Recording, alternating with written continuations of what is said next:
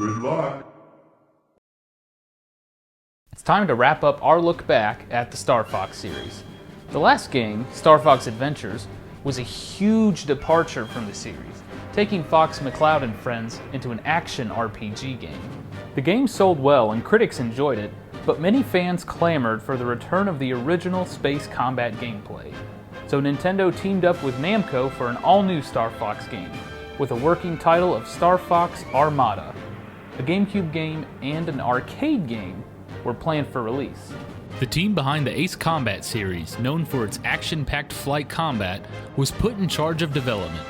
Fans were eager to see the next iteration of the series when a teaser trailer was premiered at E3 2003. The crowd's reaction? They booed. The trailer was extremely lacking and featured a weird first-person view. Fox's voice also sounded like it should belong in an after-school special.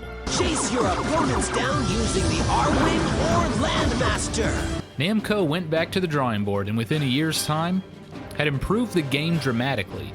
They also decided to scrap the planned arcade game. On Valentine's Day of 2005, Star Fox Assault was released to the public. The game takes place 1 year after the events of Star Fox Adventures.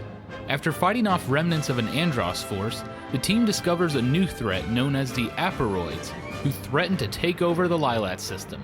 It's up to Star Fox team to once again save the day. Remember Crystal from Star Fox Adventures?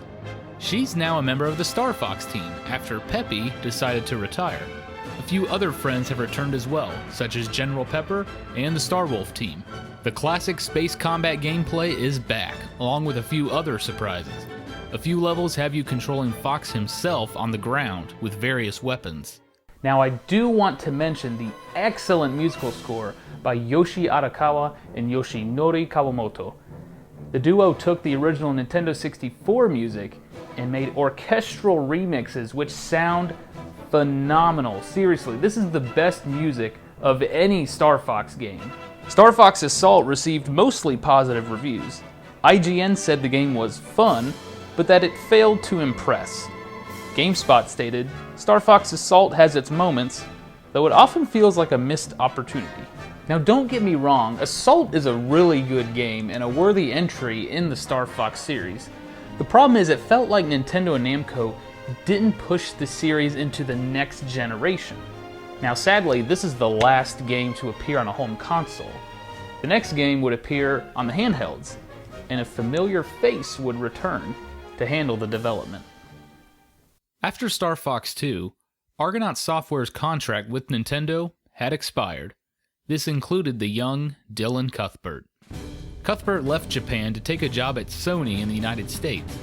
From there, he worked on the game Blasto for the PlayStation. Eventually, he got to transfer to the Sony offices in Japan, and in 2001, took the plunge and formed his own company, Q Games. A few years later, Nintendo approached Cuthbert about making a new Star Fox game for the Nintendo DS. Q Games would handle the development, while Nintendo would take care of the production and music. What resulted was Star Fox Command, a sort of love letter to Star Fox 2. If you recall, Cuthbert finished Star Fox 2 to completion, only to see his work canceled. Said Cuthbert, "We took the old ideas and made them so much better with Star Fox Command." Cuthbert worked closely with character designer and producer Takaya Imamura on the game, who changed the character design to a more cartoonish look. Imamura thought that it fit the Nintendo DS very well. Star Fox Command was also the first game in the series to go online, featuring multiplayer battles. Command received positive reviews from critics. IGN called it a surprisingly rich and faithful action game that returns the franchise to the original and successful Star Fox and Star Fox 64 game mechanics. A few years later, Nintendo was preparing for the release of their new system, the Nintendo 3DS, which would allow the player to play games in full 3D. Miyamoto could think of no better game to show off this technology than Star Fox. The problem was, Nintendo needed games fast for their new system, so rather than make a new game, they decided to remake the most popular game in the series, Star Fox 64. To help with development, Miyamoto called his old friend Dylan Cuthbert yet again. Q Games would work on their second Star Fox game in a row, officially named Star Fox 64 3D.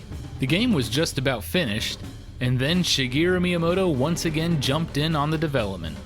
He wanted to make sure the game had more than just a graphical difference from the original. That's when gyro controls were put into the game, which allow you to control the R-Wing by moving the system around. Personally, I love the game and I think it's the best game in the Star Fox series, but I do wish they had included online multiplayer.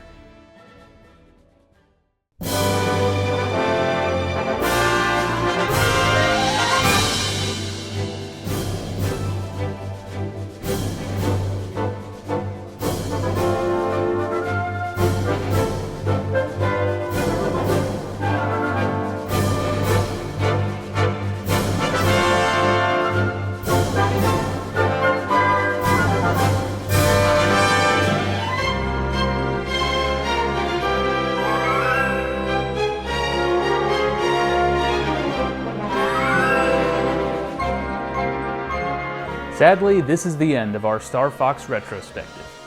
Will there be another Star Fox game in the future?